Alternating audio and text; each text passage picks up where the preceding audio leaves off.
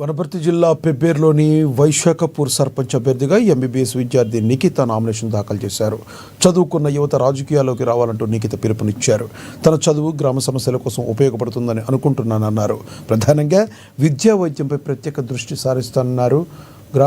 గ్రామానికి బస్సు రాకపోకలను పునరుద్ధరిస్తామన్నారు. ఇక గ్రామంలో అనుభవజ్ఞుల సలహాలు సూచనలు పాటిస్తానని తెలిపారు. సర్పంచ్ పదవి డాక్టర్ విద్యకు ఆటంకం కలిగించదని, ఊరికి సేవ చేస్తూనే చదువును కొనసాగిస్తానన్నారు నిఖిత.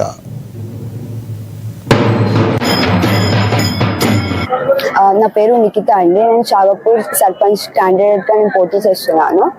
నేను ఎంబీబీఎస్ థర్డ్ ఇయర్ చదువుతున్నాను జిఎంసీ నాగర్కర్నూలులో. ఇక్కడ సర్పంచ్ రిజర్వేషన్ బీసీఏ మహిళకి రావడంతో నేను ఈ ఆపర్చునిటీని ఉపయోగించుకోవాలనుకుంటున్నాను. సో అందుకే నా గ్రామానికి ఏదో ఒక సేవ చేయాలని, ఏదో కృషి చేయాలనే తపనతోనే నేను ఇక్కడికి వస్తున్నానండి. పోటీ చేయాలనుకుంటున్నాను. ఇంకా నా ఆదర్శం చాలా మంది ఉన్నారు. దాంట్లో ఒకరు ఎమ్మెల్యే తూడి మేఘారెడ్డి గారు. ఆయన గ్రామానికి చేసిన అభివృద్ధి నన్ను చాలా ఇన్స్పైర్ చేసినాయి.